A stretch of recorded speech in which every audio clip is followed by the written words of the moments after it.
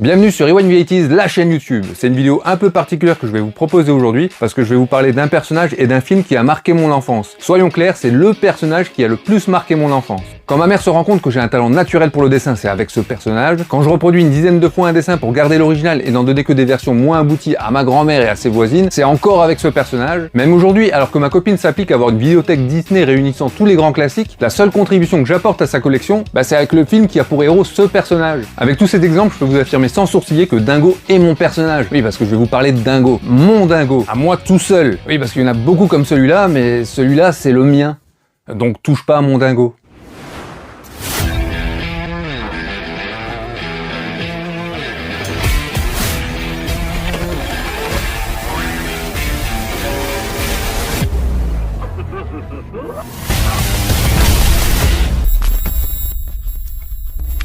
Aujourd'hui, je m'attaque à un personnage classique Disney, alors je vous le dis tout de suite, je vais pas m'amuser à le faire avec tous. Non, je le fais là parce que ce personnage est particulier pour moi, et aussi parce qu'il a été récemment un peu remis en lumière. Le film Dingo et Max vient d'avoir 30 ans, et bizarrement, avec cet anniversaire, je découvre que c'est le Disney préféré de tout le monde. En ce moment, je vois plein de gens affirmer ça sur les réseaux. Non mais c'est à un tel point où limite, c'est pas leur Disney préféré, mais c'est leur film préféré tout court. Alors que merde, c'est mon Disney préféré à moi. Après, je vais pas crier sur les toits pendant 30 ans non plus. Est-ce qu'il serait possible que ça soit le cas pour la plupart d'entre nous ?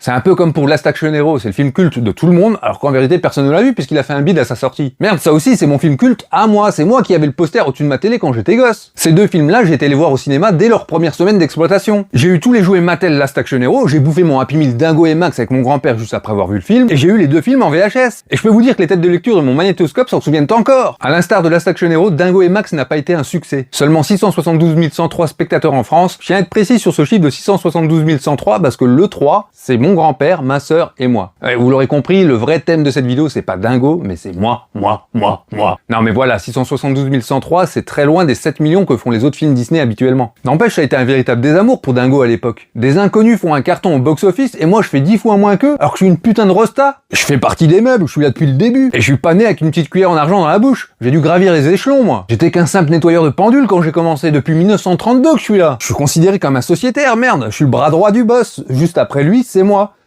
Et Donald, enfin, on est au même niveau, quoi. Aujourd'hui, ça me fait bien rire de voir tout ce petit monde se manifester à propos de Dingo et Max en le mettant dans leur top. Alors que c'est mon film. De voir ça, ça me donne l'impression qu'on m'a volé mon enfance, comme si quelqu'un se l'était approprié. Un imposteur a collé sa photo par-dessus ma tête sur la photo familiale qui trône fièrement sur le mur du salon. Non mais si tu veux mon enfance, mec, te gêne pas, hein, mais tu prends la frangine qui allait avec. Les griffures, les marques de crocs, les oreilles décollées, si tu la veux, c'est tout le package. Bon, pour Dingo et Max, si on y réfléchit bien, c'est peut-être le cas pour beaucoup de mecs finalement. Bah oui, Dingo et Max sort juste après tous ces grands films Disney que sont Le Roi Lion, La Belle et la Bête et Aladdin. Alors j'ai rien contre ces films, je crache pas dessus, loin de là. Mais ils sont peut-être davantage appréciés par les petites filles. Dingo et Max parlent clairement plus aux petits gars, la relation père-fils, le côté rebelle de Max, la rockstar powerline. On n'est plus dans le conte pour petites filles avec princesse et prince charmant. Là, on est dans un road movie, ça sent le bitume. Même les enjeux sont différents, on est presque dans un teenage movie. Bon, les filles ont le droit d'aimer les bagnoles et les mecs la romance. Moi-même, je préfère regarder 1000 fois Coup de foudre à Notting Hill et Dirty Dancing que Fast and Furious et Triple X. D'ailleurs, il y a pas grand chose au monde que j'apprécie moins que ces deux merdes qui transpirent la testostérone. Je préférerais encore avoir des douleurs menstruelles que de devoir me les retaper encore une fois.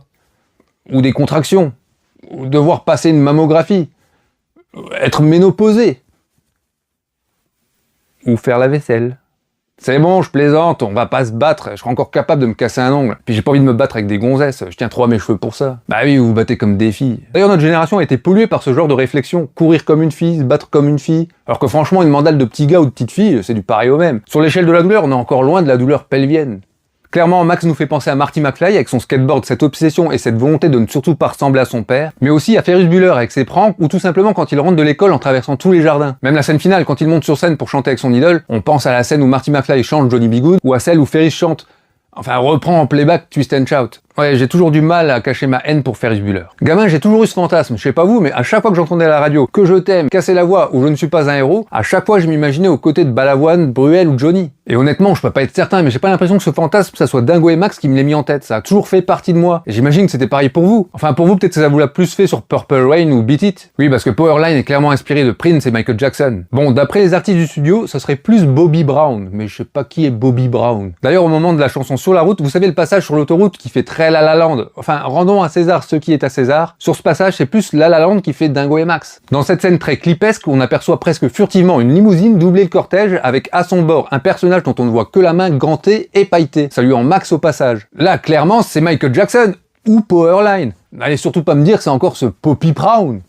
Alors je l'ai déjà dit ici, mais Dingo est mon personnage Disney préféré, et ce depuis tout petit. J'aime son design, son allure, sa dégaine, sa démarche, son rire. Même son cri est très reconnaissable. Ce cri est même devenu un gimmick que Disney s'est mis à utiliser dans ses productions même quand le personnage n'apparaît pas. C'est un peu comme le cri Willem. Vous ne connaissez pas le cri Willem? C'est sûrement le bruitage le plus célèbre de la pop culture. Il est apparu pour la première fois dans le film Les Aventures du Capitaine Wyatt en 1951. Des réals comme Lucas, Spielberg ou Tarantino s'amusent régulièrement à le placer dans leurs films. C'est tout simplement la version humaine du cri de Dingo.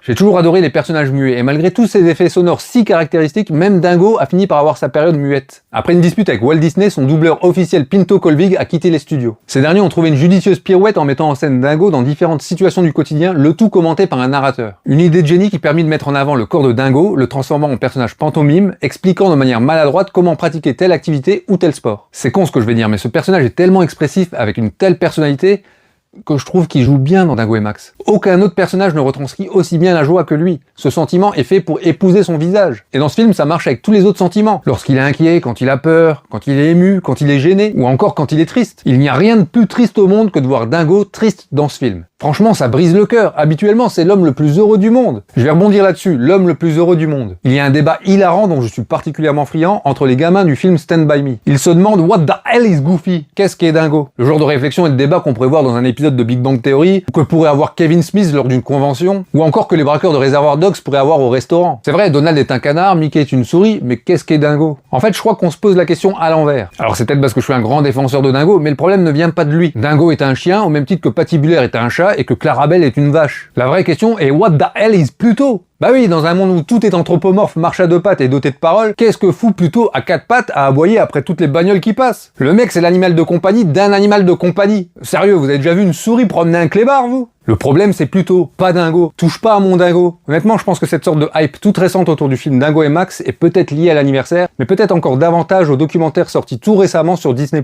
Not Just a Goof. Ça a permis à des tas de gens de se dire « Merde, je l'avais oublié, mais il était bien ce film. » Alors oui, ils sont peut-être pas allés le voir au cinéma, ils ont peut-être pas supplié leurs parents pour qu'ils leur achètent la VHS, mais ils ont fini par le voir et l'apprécier ce film. Donc ils ont le droit d'avoir une tendresse toute particulière quand on annonce son anniversaire ou qu'un documentaire a été créé à son sujet. Il revient à moi d'accepter que Dingo puisse avoir le succès et la reconnaissance qu'il mérite, même si elle est un peu tardive. Donc je vous le laisse, je veux bien vous le partager. Il y en a pas beaucoup comme celui-là. Mais celui-là, c'est le nôtre. Donc prenons-en soin. Il le mérite. Oh. Oh.